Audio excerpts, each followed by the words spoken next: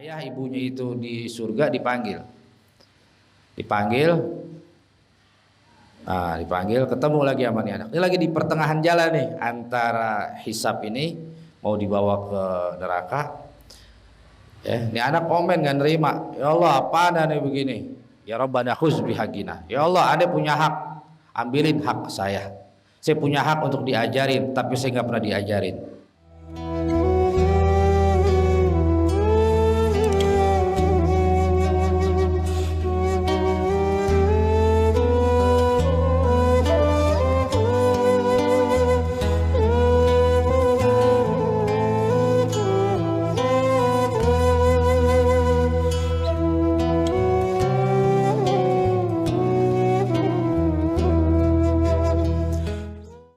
Bi furu'ihima ila yaumiddin wa antan surna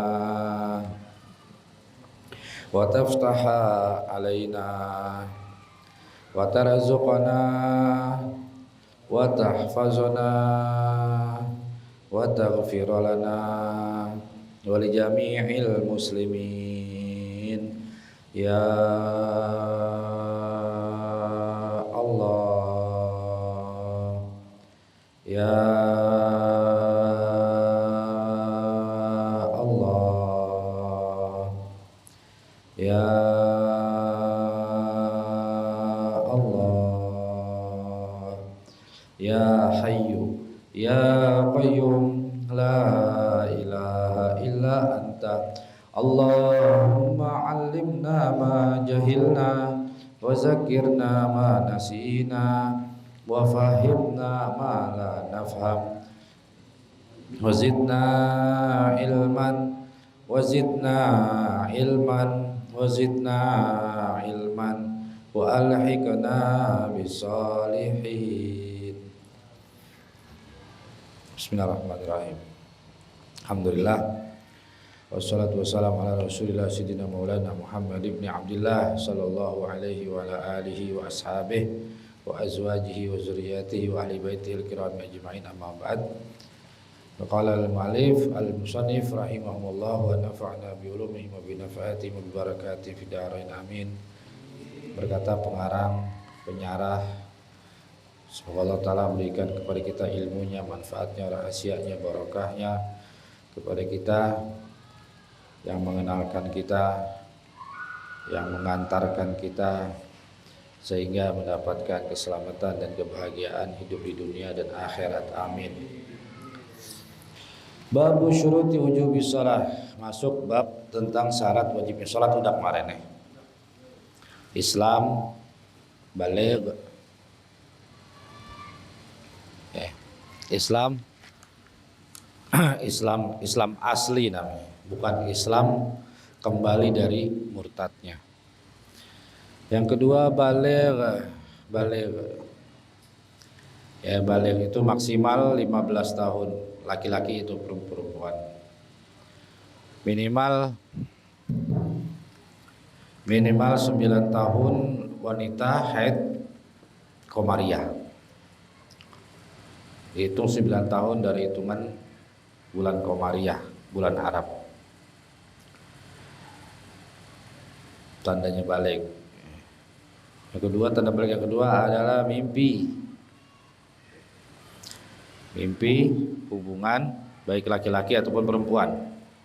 Itu tanda baligh kedua. Jadi mimpi ini bukan hanya kaum lelaki tapi wanita juga sama. Ya, ihtilaf fi zakar wal unsa. Mimpi hubungan suami istri itu dialami oleh kaum lelaki dan kaum wanita. Jadi jangan ada yang mengatakan mimpi itu bagi laki-laki aja. Kemudian keluarnya air mani di dalam tidur itu ataupun tidak. Dia mimpi, mimpi ihtilam namanya. Kemudian keluarnya air mani itu baik di saat dia sadar ataupun di saat dia tidur.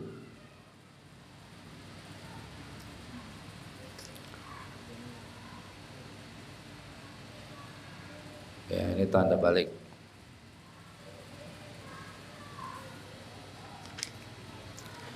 Kemudian yang ketiga syarat wajibnya salat adalah berakal. Berakal adalah dia itu tidak gila. Selama di masa kegilaannya, di masa dia tidak berakal, maka kalau dia meninggalkan sholat, maka mereka tidak mengkodoknya, karena mereka tidak berakal. Sampai mana kemarin?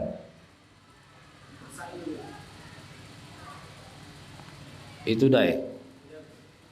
Sampai kepada masail orang yang sehat fisik,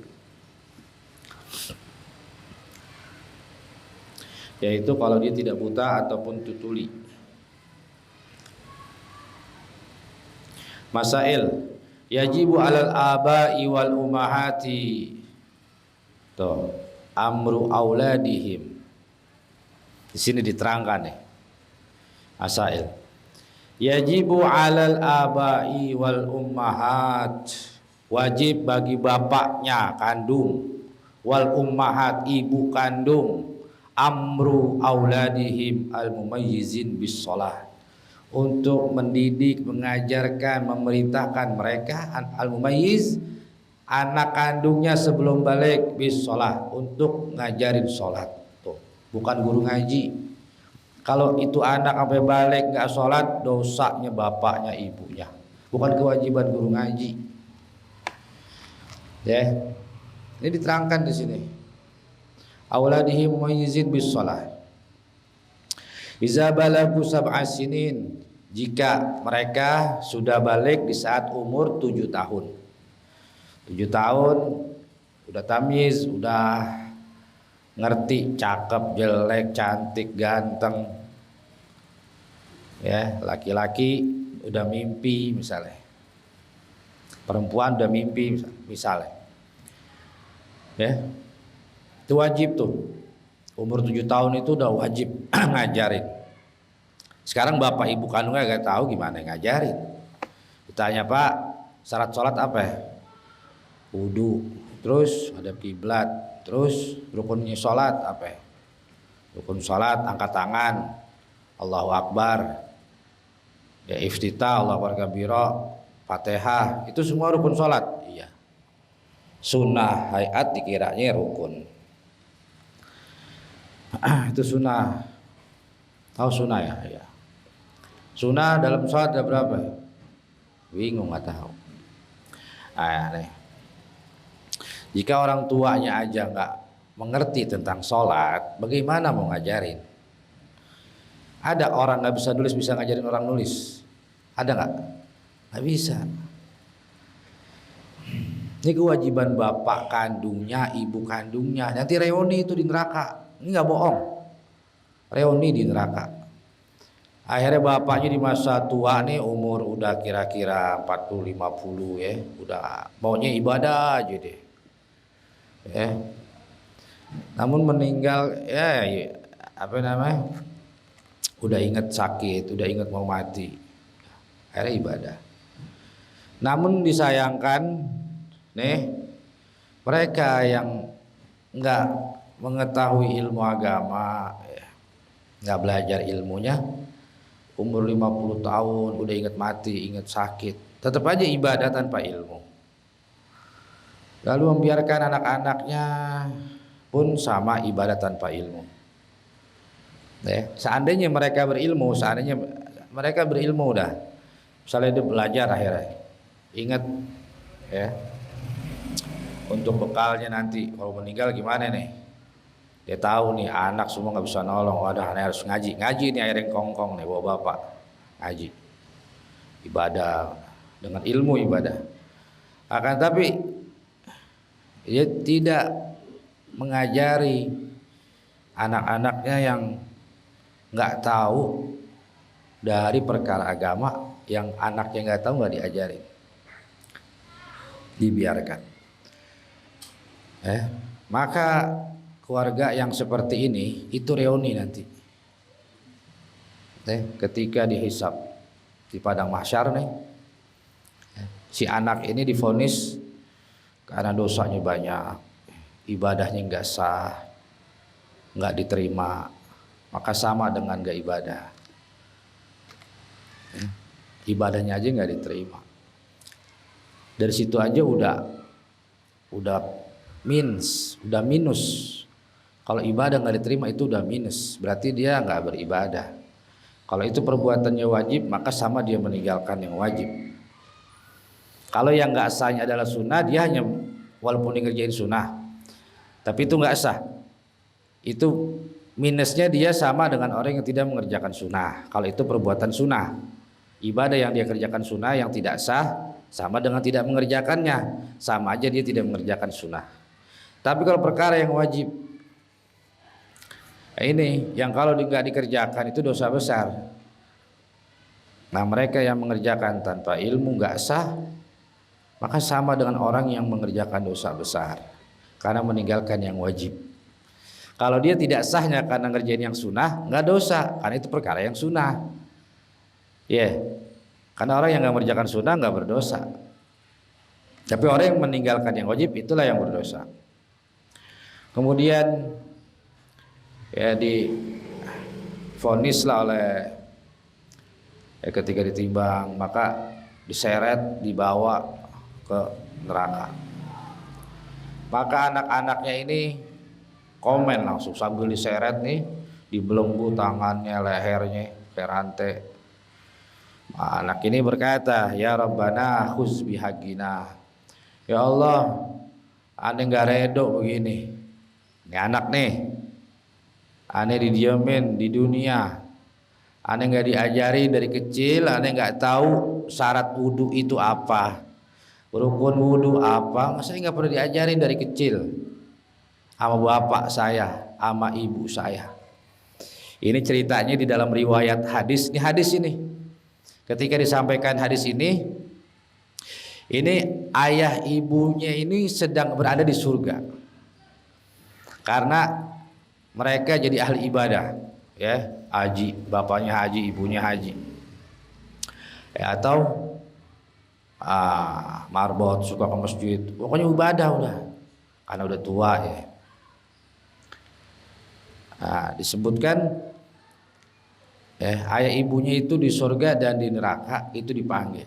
Ayah ibunya itu di surga dipanggil, ketemu lagi sama nih anak. Ini lagi di pertengahan jalan nih antara hisab ini mau dibawa ke neraka. Ini anak komen nggak nerima. Ya Allah, apa aneh begini? Ya Rabbana khuz bihaqina. Ya Allah, aneh punya hak, ambilin hak saya. Saya punya hak untuk diajarin, tapi saya nggak pernah diajarin. Toh, jadi punya anak, punya istri, jangan enaknya yang dicari ya. Ada amanahnya, ya, ada kewajiban kawin. Istri ente keluar rumah, walaupun ke tetangga, walaupun ke depan pintu, luar pintu, ya, misalnya, atau di dalam rumah tapi ada bukan muhrim, haram. Itu amanah tuh, ya, nggak boleh membiarkan orang lain masuk ke dalam rumah yang ada istri ente dan entenya nggak ada, haram. Suami nggak ada, istri membiarkan orang lain datang, walaupun itu sepupunya sendiri. Tahu sepupu? Tahu sepupu ente? Bapak ente sama bapaknya dari kakak, paham? Kadang ya dari kalangan ahwal nih, sepupu itu kadang dianggap kayak saudara kandung, paham? Pegangan, pelukan, kayak saudara kandung. Itu muhrim, itu haram. Nah ini anak ini nggak nerima, ya Rabbana khuz bihaqina. Panjang tuh. Ini anak nih, bukan hanya kalimat itu yang diucapin sama Allah. Ya Rabbana, wahai Allah, wahai Tuhan kami, khuz bihaqina.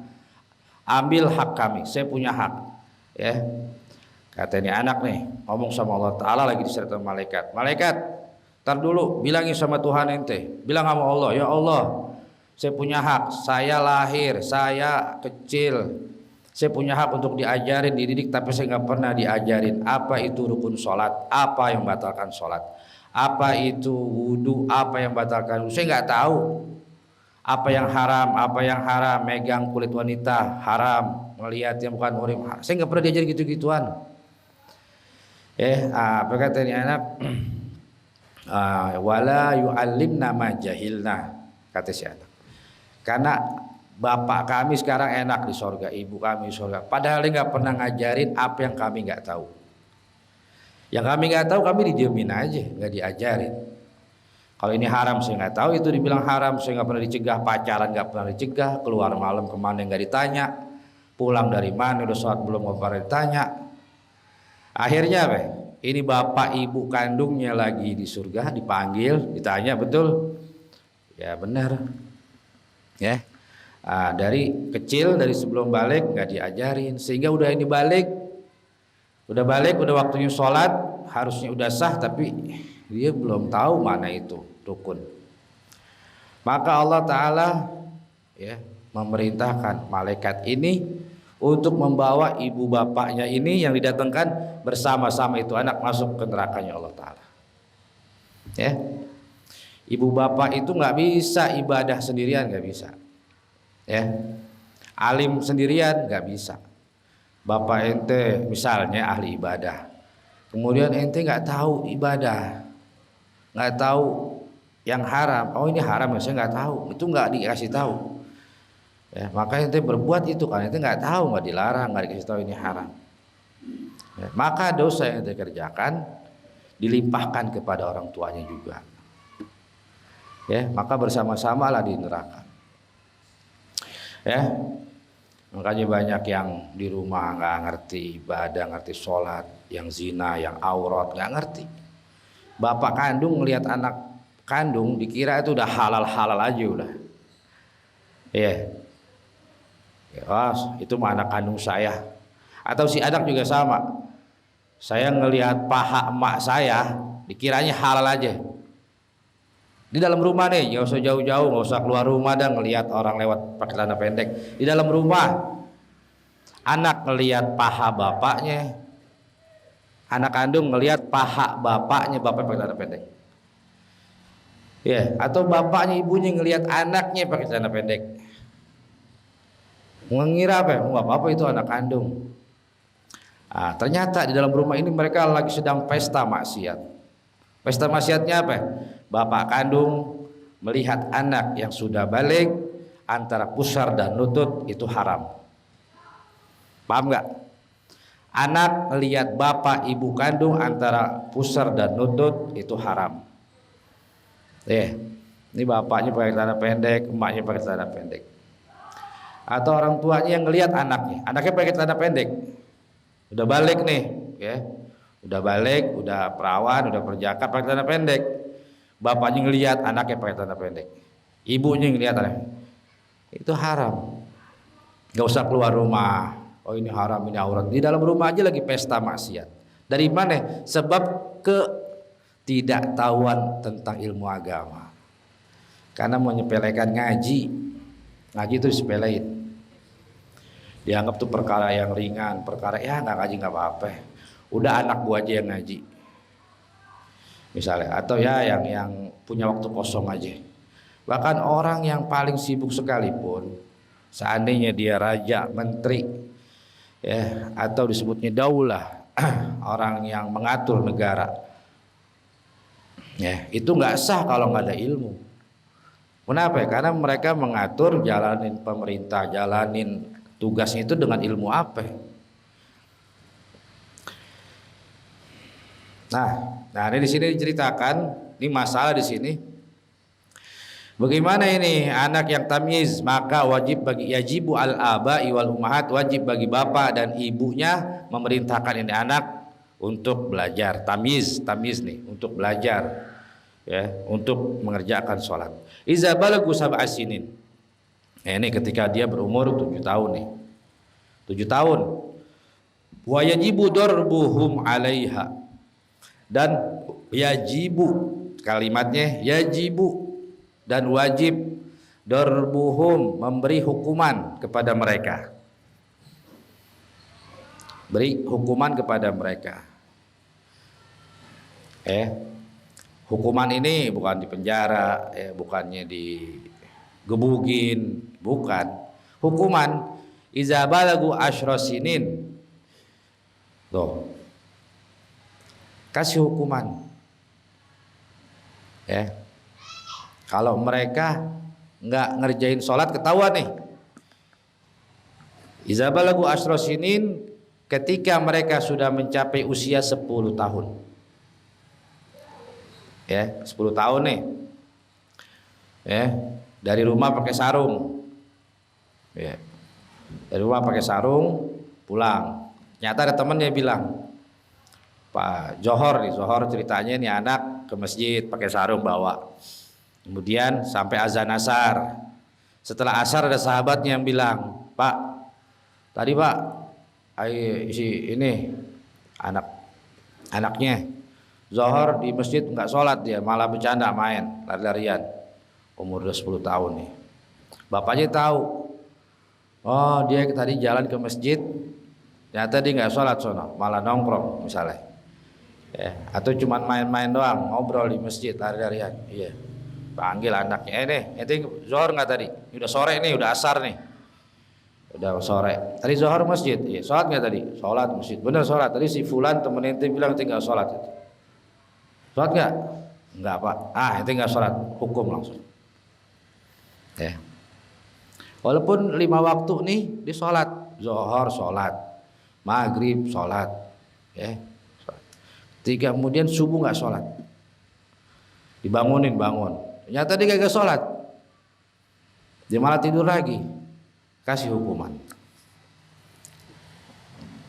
Nih ketika umur 10 tahun. Ya. Wajib yajibu dorbuhum. Kalimatnya dong, yajibu dorbuhum. Wajib, bukannya sunnah, bukan dianjurkan, bukan, gak dianjurin. Ini wajib, harus. Kalau ente nggak hukum, ente ikut-ikutan dosa, nggak sholat. Jadi antara anak ente kalau udah balik sama dengan diri ente. Kita nih, kita nggak sholat, ya dosa besar kita. Nah, anak kita udah 10 tahun nggak sholat, sama dosanya, sama dosa besar si anak yang udah 10 tahun udah balik misalnya, baliknya misalnya 10 tahun. Kita yang umur udah puluhan tahun, 20, 30, sama nggak sholat, dosa bersama dosanya. Maka wajib untuk mengerjakan sholat.